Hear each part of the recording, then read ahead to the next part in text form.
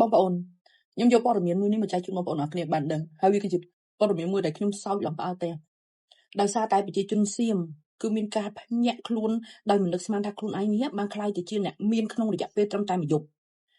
គ្រាន់តែគេងយប់នឹងកាន់បានក្រីក្រដែលខ្លួនឯងធ្លាប់តែទទួលបានឈ្មោះជាជនក្រីក្រនៅក្នុងប្រទេសសៀមហ្នឹងស្រាប់តែដេកលក់ភ្ញាក់ឡើងគឺខ្លាយជាអ្នកមានភ្លាមគឺត្រូវបានរាជរដ្ឋាភិបាលប្រទេសសៀមហ្នឹងផ្ញើសារទៅថាអ្នកត្រូវបានលុបឈ្មោះចេញពីបញ្ជីជាជនក្រីក្របងប្អូនអរគ្នាព័ត៌មាននេះដែរគឺបានកើតឡើងនៅក្នុងប្រទេសសៀមហើយប្រជាជនសៀមគឺនាំគ្នាងើបមកតវ៉ាដោយសារតែ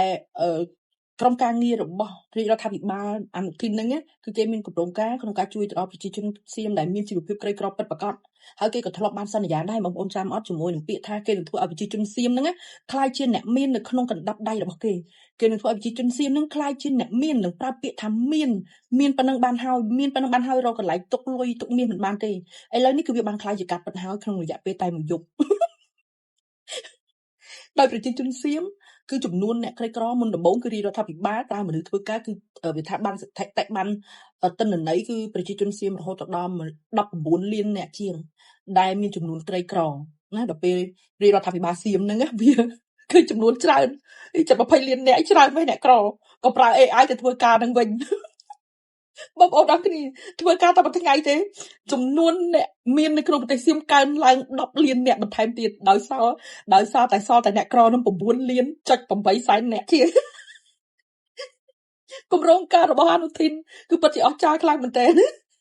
បងប្អូនអរគ្នារហូតធ្វើឲ្យប្រជាជនសៀមហ្នឹងវានាំគ្នានិយាយថាហែងគុំសង្ឃឹមថាអញបោះឆ្នោតឲ្យហែងទៀតអាកដៅបិសាចអនុทิនមិនមានឈ្មោះនូនឹងប្រែថាកដៅកាលមុនគេហៅថាកដៅថងនូថងតនេះមានកដៅមាសទៀតទេកដៅបិសាចកដៅខ្មោចបងប្អូនអរគ្នាគម្រោងការរបស់អនុทิនគឺជាគម្រោងការមួយគេនឹងលើកស្ទួយទៅឲ្យប្រទេសជាតិសៀមគេហ្នឹងខ្លាយជាប្រទេសស៊ីវិល័យហើយនឹងគេនឹងធ្វើឲ្យប្រជាជនសៀមនេះខ្លាយជាអ្នកមានក្នុងពេលមួយប្រព្រឹត្តផ្នែកក្នុងកណ្ដាប់ដៃវាឥឡូវមែនអ្នកបងប្អូនអរគ្នានិយាយនឹងថាហើយមនុស្សមកកកមិនធ្វើការព្រោះចុះអាពួកធ្វើការរាល់ថ្ងៃវាទុកធ្វើអីហើយមិនបាត់ទៅប្រើ AI ធ្វើការ AI នឹងវាដឹងចេះការងារស្អីវាចេះទៅស្មានអានិយាយនេះមានម៉ូតូកាចាស់មួយហ្នឹងក៏ខ្លាចជាអ្នកមានមកប្រព្រឹត្តផ្នែកជពាក់អ្នកខ្លះជពាក់បំណុលគេជុំកោះណាបងប្អូនអរគ្នាគ្រាន់តែមានឈ្មោះជួលបន្ទប់ជួលផ្ទះនៅឯណាអញ្ចឹង AI ហ្នឹងក៏វាដាក់ស្រង់សតិតែខ្លាចជាអ្នកមានដែរដោយសារតែមានលុយជួលផ្ទះអញ្ចឹងខ្លាចជាអ្នកមានអ្នកក្រពិតប្រាកដគាត់មានលុយជួលទេនេះបងប្អូនសភាពបែបនេះគឺសិតតែអ្នកមានក្នុងផ្នែក AI ក្នុងសម័យកាលរបស់អនុทิនដល់ថ្នាក់បងប្អូនប្រជាជនសៀមវាថាវាមិនគួរឲ្យជឿហើយមិននឹកស្មានថាវាមានវាសនាខ្លាយជាអ្នកមានអញ្ចឹងក្នុងរយៈពេលមួយយប់ដេកកាន់បានក្រីក្រសុកស្រាប់តែភ្ញាក់ឡើងដូចគេជប់ចឹងខ្លាយជាអ្នកមានដល់ដឹងខ្លួនខ្ញុំមើលព័ត៌មាននេះខ្ញុំសោកបងប្អូនខ្ញុំសោកខ្លាំងមែនទែនរឿងនេះគឺកើតឡើង 3-4 ថ្ងៃកំពុងតែបែកវល់ពេញប្រទេសសៀមដោយសារតែប្រជាជនសៀមអាអ្នកធ្លាប់តែក្រប្រវាក់មែនទែនណាវាថាអាកាលពីមុនណាសេដ្ឋកិច្ចមិនដុនដាបប៉ុណ្ណឹងផងអញនៅបានកាន់បានក្រីក្រណាហើយរហូតដល់ឥឡូវនេះអញរត់តែអង្គច្រកឆ្នាំមិនបានផងអញខ្លាចជាអ្នកមានដកបានក្រីក្រអញទៅអីប្រជាជនសៀមវាសុំឲ្យបានក្រីក្រហ្នឹងមកវិញមកឥឡូវពងតវ៉ាហើយនៅក្នុងកម្មវិធីគេជួយគេថៃផ្លាស់គេហ្នឹងគេនឹងជួយកាត់បន្ថយចំណាយរបស់ប្រជាជនដែលមានជីវភាពក្រពិតប្រាកដណាដោយគេយកតាមមតិរបស់ AI គេប្រើ AI ធ្វើការប្រជាជនសៀមថាដកប៉ុនអញមួយឆ្នាំរាប់លានទៅធ្វើ AI ចឹងឆ្នាំក្រោយអញជប់ឲ្យដកប៉ុនអាមនុស្សប្រើធ្វើការទៅធ្វើ AI វាដឹងរវល់យកស្អីវាថាខ្ញុំសើព័ត៌មាននៅក្នុងប្រទេសសៀមវាប៉ិននិយាយផងបងប្អូនគ្នាវាឈឺចាប់ផងហើយវាមិននឹកស្មានណាបងប្អូនហើយមិនគួរណាស្ថានភាពប្រទេសសៀមគ្មានអ្នកណាគេធ្វើដូចថ្នាក់ដឹកនាំប្រទេសសៀមបានទេណាបងប្អូន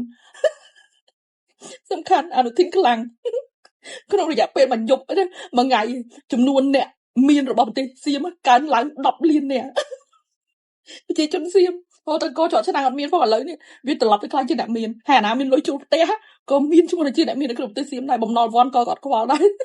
សំខាន់រឿងហ្នឹងគឺបានកើតឡើងនៅក្នុងប្រទេសសៀមពេលបច្ចុប្បន្ននេះបងប្អូនណាគឺប្រជាជនសៀមនេះកំពុងតែតវ៉ាគ្រប់គ្នាជាមួយនឹងផែនការរបស់អនុทิនហើយប្រជាជនផ្សេងៗទៅក្នុងគ្នាជេរពេញប្រទេសហើយកុំសង្ឃឹមជាប់ឆ្នោតទៀតអញខំជឿជាក់ហើយអញខំតាមបោះឆ្នោតឲ្យហែងគ្រប់អាណត្តិហើយបានធ្វើជានាយករដ្ឋមន្ត្រីនេះឲ្យធ្វើឲ្យអញជប់ឈាមកុំសង្ឃឹមបងប្អូននិយាយហ្នឹងវាឲ្យអនុทิនថាកដៅបិសាចហូនិស័យពេលថ្ងៃលក្ខណៈ หนูผีของคนไทยอ่ะโอ้โหไทยช่วยไทยพลัสสุดยอดเลยเนาะโครงการของอนุทินออกมาทีละเรื่องนี่มันโคตรยอดเยี่ยมเลยแล้วนี่มันเป็นเรื่องจริงด้วยอนุทินมันก็เคยสัญญาณไม่ใช่เหรอว่า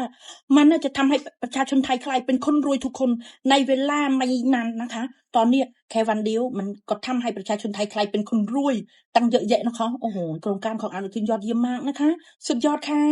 ไหนเหมือนที่กูบอกไหมคะกูบอกว่าประชาชนสยามที่มีสันดานเป็นโจรน่ะมีวาสนาดีมาก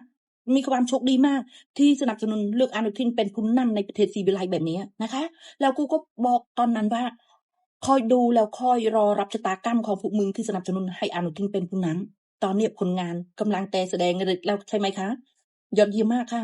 พวกมึงไม่ต้องเรียกร้องแล้วไม่ต้องโทษใครหรอกค่ะต้องโทษตัวเองที่พวกมึงทำให้ประเทศตัวเองเนี่ยกำลังจะเจอเรื่องแบบไหนนะ เหลือเชื่อแล้วค่ะนะตอนเนี้ยกูเชื่อแล้วนะคะว่าประเทศไทยเป็นประเทศ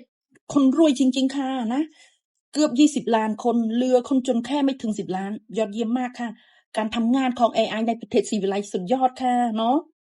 เนี่ยไม่ต้องไปเรียกร้องแล้วไม่ต้องไปพยายามทำเป็นคนจนหรอกนะคะเพราะว่าพวกมึงก็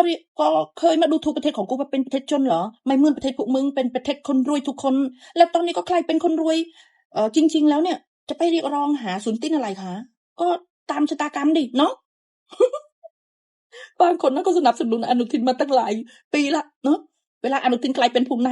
ำก็ได้รางวัลจากอนุทิน ทุกอย่างเลยนะยังมีอีกเยอะนะอย่าพึงท้อใจต้องตั้งกำลังใจให้เน้นนะคะให้แกร่งกล้าเพื่อจะต้อนรับชะตากรรมจากมืออนุทินที่มันกำลังจะส่งผลให้นะคะโอเคเนาะโชคดีค่ะเข้าใจไหมยังมีอีกหลายเรื่องที่อนุทินจะทำลายประเทศไทยรวมกับประชาชนไทยให้ชิบหายโอเคนะโชคดีค่ะ